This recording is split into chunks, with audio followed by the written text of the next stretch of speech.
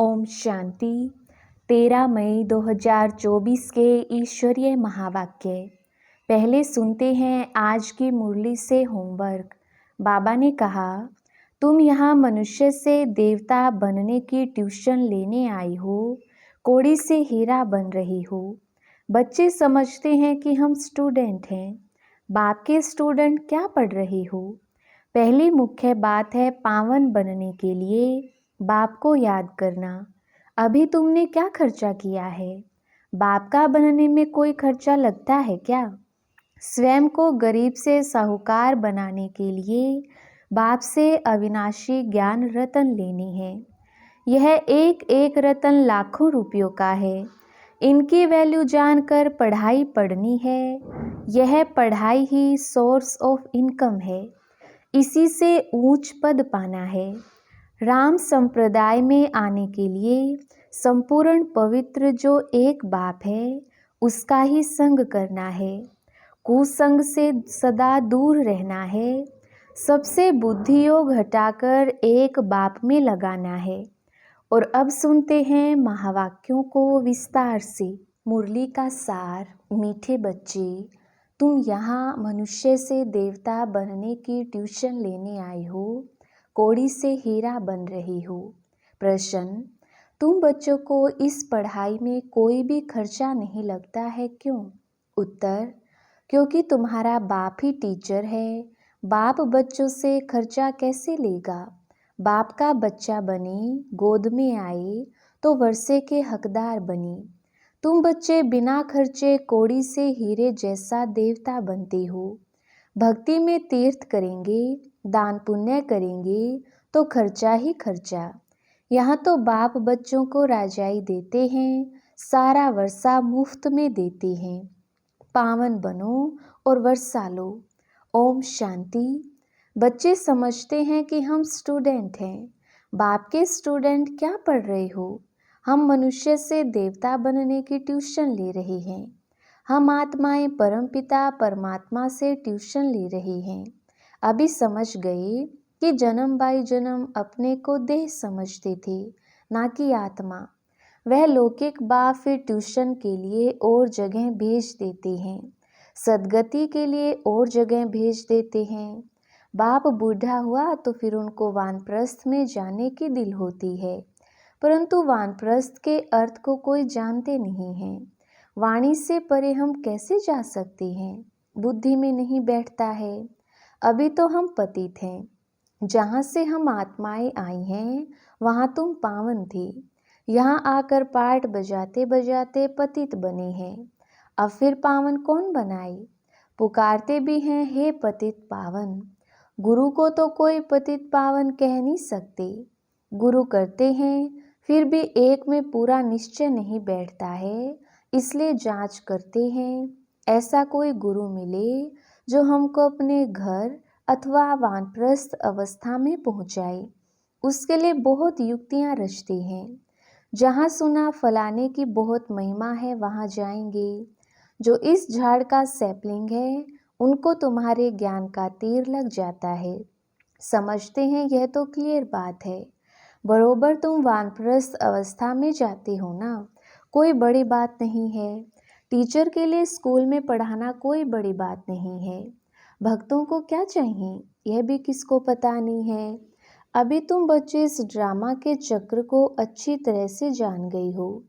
तुम समझते हो बरोबर बाप ने ही वर्षा दिया था जो अब दे रहे हैं, फिर उसी अवस्था में आएंगे। सो तो तुम बच्चे समझते हो। पहली मुख्य बात है पावन बनने के लिए बाप को याद करना। लौकिक बाप तो सबको याद है, पारलौकिक बाप को जानते ही नहीं हैं। अभी तुम समझते हो अपने को आत्मा समझ बाप को याद करना सहज ते सहज भी है, डिफिकल्ट ते डिफिकल्ट भी है। आत्मा इतना छोटा सितारा है, बाप भी सितारा है। वह संपूर्ण पवित्र आत्मा और यह संपूर्ण अपवित्र। संपूर्ण पवित्र का संग तारे, सो तो एक का ही संग मिल सकता है। संग चाहिए जरूर, फिर कुसंग भी मिलता है 5 विकार रूपी रावण का। उनको कहा ही जाता है रावण संप्रदाय। तुम अभी बन रहे हो राम संप्रदाय। तुम राम संप्रदाय बन जाएंगे, फिर यह रावण संप्रदाय रहेगा ही नहीं। यह बुद्धि में ज्ञान है। राम कहेंगे भगवान को, भगवान ही आकर राम राज्य स्थापन करती हैं, अर्थात सूर्यवंशी राज्य स्थापन करती हैं।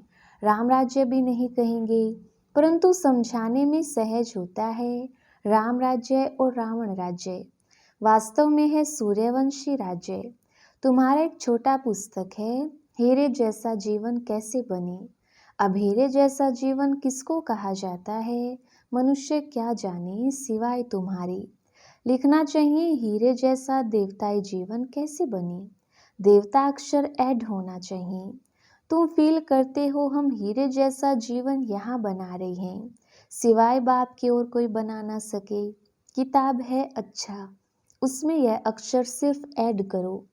तुम आसुरी कोड़ी जैसे जन्म से देवताई हीरे जैसा जन्म सेकंड में प्राप्त कर सकते हो, बिगर कोड़ी खर्चा। बच्चा बाप के पास जन्म लेता है और वर्षे का हकदार बनता है। बच्चे को खर्चा लगता है क्या? गोद में आया और वर्षे का हकदार बना। खर्चा तो बाप करते हैं ना कि बच्चा। अभी तुमने क्या खर्चा किया है? बाप का बनने में कोई खर्चा लगता है क्या? नहीं। जैसे लौकिक बाप का बनने में खर्चा नहीं आता, वैसे पारलौकिक बाप का बनने में भी कोई खर्चा नहीं लगता। यह तो बाप बैठ पढ़ाते हैं, पढ़ाकर तुमको देवता बनाते हैं। तुम कोई छोटे बच्चे तो नहीं हो, बड़े हो। बाप का बनने से बाप राय देते हैं। तुमको अपनी राजधानी स्थापन करनी है, इसमें पवित्र जरूर बनना है। खर्चा तो कुछ भी नहीं लगता। गंगा पर जाते हैं, तीर्थों पर स्नान करने जाते हैं, खर्चा तो करेंगे ना। तुमको बाप पर निश्चय हुआ, खर्चा लगा क्या? तुम्हारे पास सेंटर्स पर आती हैं, तुम उनको कहते हो अब बेहद के बाप का वर्षा लो, बाप को याद करो। बाप है ना। बाप खुद कहते हैं मेरा वर्षा तुमको चाहिए तो पतित से पावन बनो, तब पावन विश्व के मालिक बन सकेंगे। यह भी जानते हो बाप वैकुंठ स्थापन करते हैं। समझदार बच्चे अच्छी रीति समझते हैं। उस पढ़ाई में खर्चा कितना होता है, यहाँ खर्चा कुछ भी नहीं। आत्मा कहती है हम अविनाशी हैं, यह शरीर विनाश हो जाएगा, बाल बच्चे आदि सब विनाश हो जाएंगे। अच्छा, फिर इतने पैसे जो इकट्ठे किए हैं वह क्या करेंगे? ख्याल तो होगा ना। कोई साहूकार भी होंगे, समझो उनको कोई है नहीं। ज्ञान मिलता है तो समझती हैं इस हालत में पैसा क्या करेंगी। पढ़ाई तो है सोर्स ऑफ इनकम। बाबा ने बताया था एक इब्राहिम लिंकन था, बहुत गरीब था, रात को जागकर पढ़ता था। पढ़ कर इतना होशियार हो गया जो प्रेसिडेंट बन गया। खर्चा लगता है क्या? कुछ भी नहीं। बहुत हैं जो गरीब होते हैं, उनसे गवर्नमेंट पैसे नहीं लेती है पढ़ने के। ऐसे बहुत पढ़ते हैं तो वह भी बिगर फी प्रेसिडेंट बन गया, कितना बड़ा पद पा लिया। यह गवर्नमेंट भी कुछ खर्चा नहीं लेती, समझती है दुनिया में सब गरीब हैं। बल कितने भी साहूकार लखपति करोड़पति हैं, वह भी कहेंगे गरीब हैं, हम उनको साहूकार बनाते हैं। बल धन कितना भी हो, तुम जानते हो बाकी थोड़े दिन के लिए है, यह सब मिट्टी में मिल जाएगा। तो गरीब ठहरे ना। सारा मदार है पढ़ाई पर। बाप बच्चों से पढ़ाई का क्या लेंगे? बाप तो विश्व का मालिक है। बच्चे जानते हैं हम भविष्य में यह बनेंगे। मैं आया हूँ यह स्थापना करने, बैच में भी यह समझानी है। नई नई इन्वेंशन निकलती रहती है। शिव बाबा कहते हैं हमारी जो आत्मा है उनमें सारा पार्ट नूंदा हुआ है। जो विकारी पतित बनी हैं उनको बाप आकर पावन बनाती हैं। यह तो जानते हो 5000 वर्ष पहले बाप से विश्व की बादशाही ली थी। मुख्य बात बाप कहते हैं मामेकम याद करो। सम्मुख कहती हैं रथ मिल गया तो बाप भी आ गए। रथ तो जरूर एक फिक्स होगा ना। यह बना बनाया ड्रामा है, चेंज हो नहीं सकता। कहते हैं यह जोहरी कैसे प्रजापिता ब्रह्मा बनेगा। समझते हैं यह जोहरी था। जवाहरात एक होती है इमिटेशन, एक रियल। इसमें भी रियल जवाहरात बाप देते हैं तो फिर वह क्या काम आएगी। यह है ज्ञान रतन। इनके सामने उस जवाहरात की कोई कीमत नहीं। जब यह रतन मिले तो समझा यह जवाहरात का धंधा तो कोई काम का नहीं। यह अविनाशी ज्ञान रतन एक एक लाखों रुपयों का है।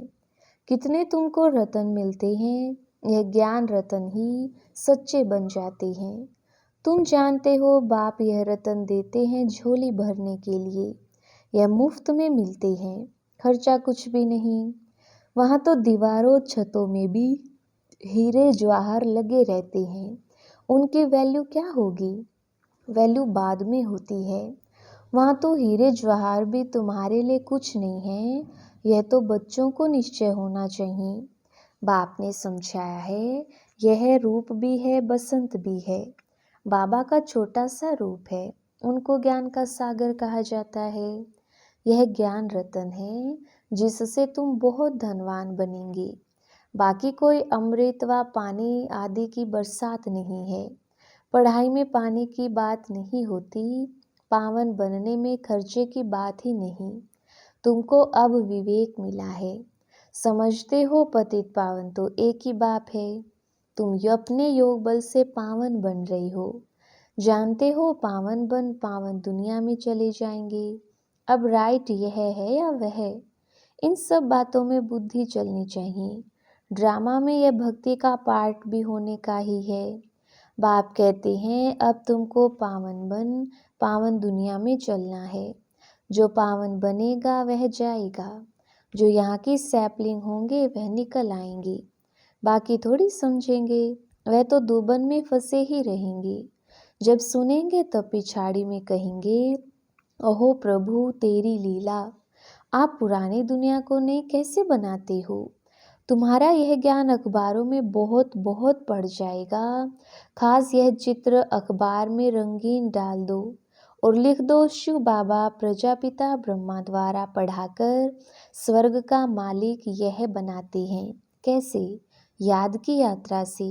याद करते करते तुम्हारी कट उतर जाएगी। तुम खड़े खड़े सबको यह रास्ता बता सकते हो कि बाप कहते हैं मामेकम याद करो, अपने को आत्मा समझो। घड़ी घड़ी यह याद दिलाकर फिर देखो उनका चेहरा कुछ बदलता है, नैन पानी से भीगते हैं, तब समझो कुछ बुद्धि में बैठता है। पहले पहले यह एक बात ही समझानी है। 5000 वर्ष पहले भी बाप ने कहा है मामेकम याद करो। शिव बाबा आया था तब तो शिव जयंती मनाते हैं ना। भारत को स्वर्ग बनाने के लिए यही समझाया था कि मामेकम याद करो तो तुम पावन बन जाएंगी। छोटी छोटी बच्चियां भी ऐसे बैठ समझाएं। बेहद का बाप शिव बाबा ऐसे समझाती हैं। बाबा अक्षर बहुत मीठा है। बाबा और वर्षा, इतना निश्चय में बच्चों को रहना है। यह है ही मनुष्य से देवता बनने का विद्यालय। देवताएं होते ही हैं पावन। अब बाप कहते हैं अपने को आत्मा समझ मुझे याद करो, मन मना भव। अक्षर सुने हैं ना सुने हो तो बाप सुनाते हैं। बाप कहते हैं मैं ही पतित पावन हूँ, मुझे याद करो तो तुम्हारी खाद निकल जाए और सतो प्रधान बन जाएंगे। मेहनत ही यह है। ज्ञान के लिए तो सब कह देते हैं बहुत अच्छा है, फर्स्ट क्लास है, परंतु प्राचीन योग की बात कोई जानते ही नहीं है। पावन होने की बात तुम सुनाते हो तो भी समझते नहीं।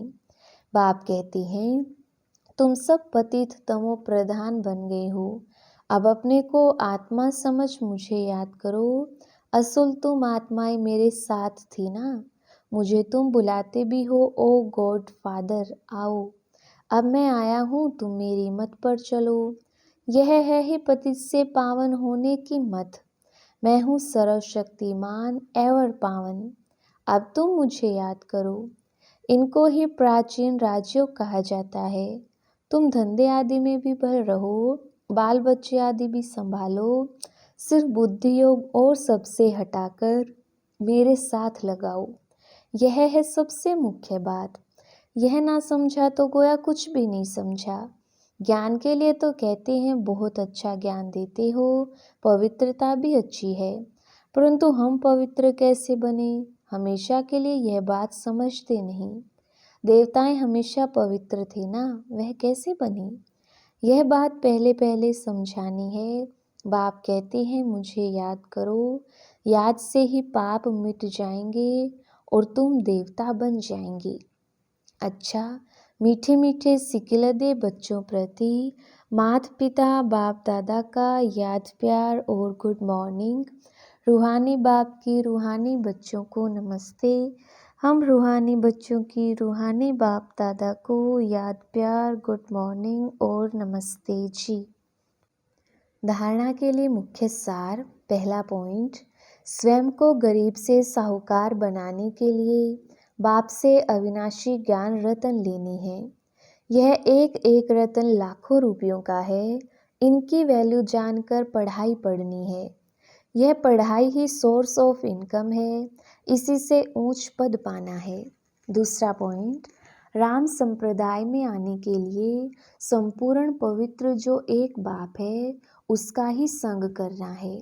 कुसंग से सदा दूर रहना है। सबसे बुद्धि योग हटाकर एक बाप में लगाना है। वरदान, शक्तिशाली याद द्वारा सेकंड में पद्मों की कमाई जमा करने वाले पद्मा पदम भाग्यशाली भव। विस्तार, आपकी याद इतनी शक्तिशाली हो जो एक सेकंड की याद से पद्मों की कमाई जमा हो जाए। जिनके हर कदम में पदम हो तो कितने पदम जमा हो जाएंगे। इसलिए कहा जाता है पद्मा पदम भाग्यशाली। जब किसी की अच्छी कमाई होती है तो उसके चेहरे की फलक ही और हो जाती है। तो आपकी शक्ल से भी पद्मों की कमाई का नशा दिखाई दे। ऐसा रूहानी नशा, रूहानी खुशी हो जो अनुभव करें कि यह न्यारे लोग हैं। स्लोगन, ड्रामा में सब अच्छा ही होना है। इस स्मृति से बेफिक्र बादशाह बनो। अच्छा, ओम शांति।